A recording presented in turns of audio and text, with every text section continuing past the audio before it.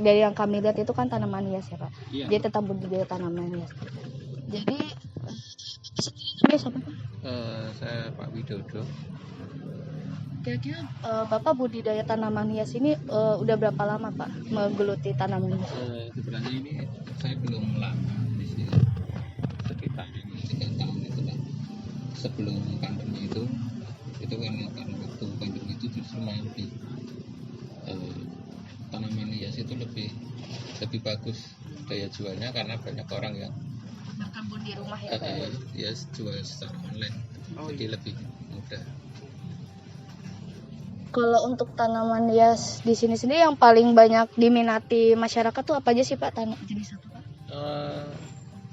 Di sini sebenarnya banyak banget ya jenis tanamannya itu, dari jenis monstera itu yang paling banyak diminati.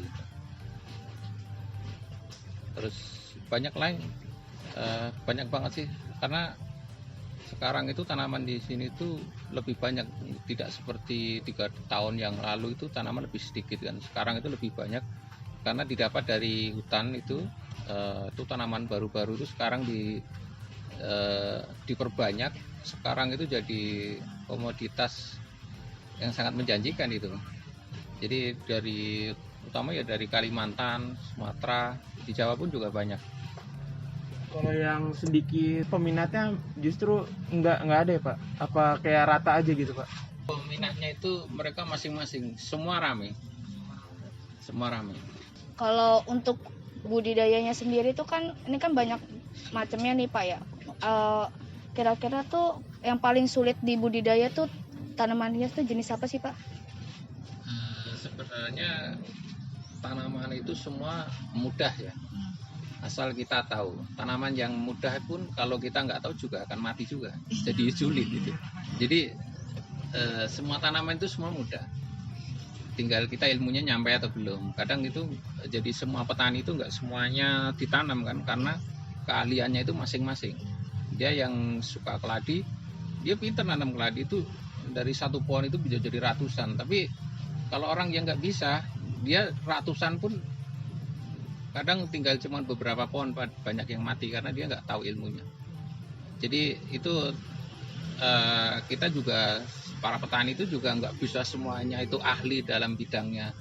Apa itu semua pohon itu bisa dia budidayakan, itu nggak bisa. Pasti ada spesialisnya, dia tahu apa pohonnya itu apa, keladi, monstera, mungkin jenis aglonema. Itu ya juga ilmunya beda-beda. Mungkin seperti saya tentang aglonema juga saya kurang paham. Itu nanam itu sering mati juga karena saya juga ilmunya belum nyampe ke situ.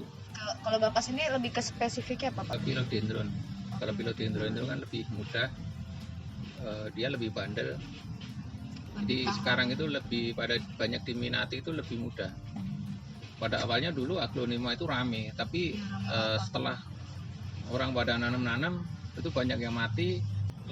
Lambat laun kan orang-orang itu, para petani juga memberikan ilmunya kepada masyarakat, sehingga tanaman aglonema itu jadi naik lagi, lebih naik lagi itu karena apa?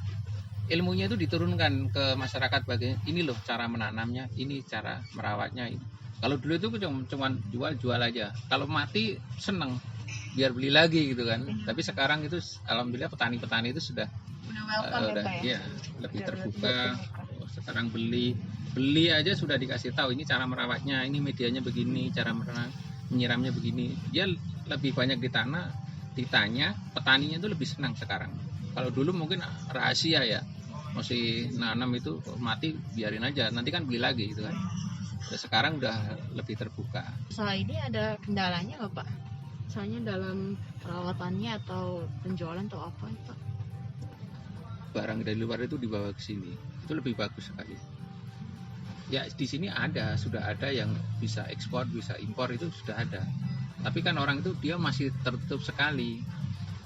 Bahkan kita mau minta tolong pun juga nggak akan bisa, nggak dikasih tahu. Kita mau minta ilmunya juga masih sangat sedikit sekali.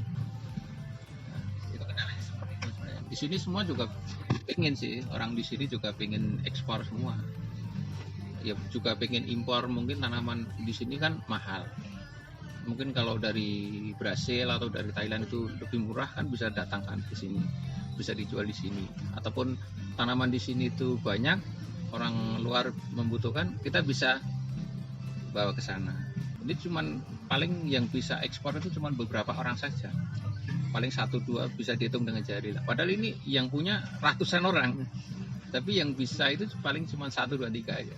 Misalnya begini, tanaman itu dijual di sini 2 juta. Itu kalau orang Thailand ataupun orang Vietnam atau orang Amerika itu bisa beli 100 juta itu. Bisa mungkin harga di sini 2 juta, minimal dijual ke sana itu bisa 15 juta. Kayak cukup deh Pak dari kami ya Pak. Jadi terima kasih.